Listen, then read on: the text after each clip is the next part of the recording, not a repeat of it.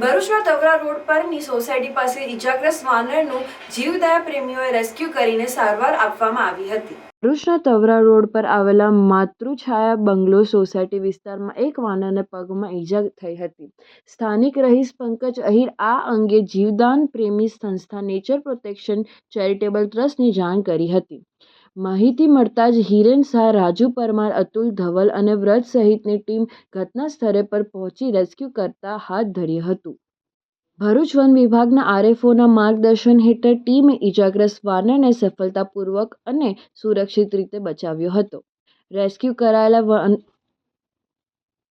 કરાયેલા વાનરને વન વિભાગ કચેરીમાં લઈ જવામાં આવ્યો, જ્યાં પશુ ચિકિત્સક તેનો ઉપચાર કરી ખોરાક આપ્યો હતો। વાનર સંપૂર્ણ સ્વસ્થ થઈ પછી તેને સુરક્ષિત સ્થળ પર મુક્ત કરવામાં આવશે।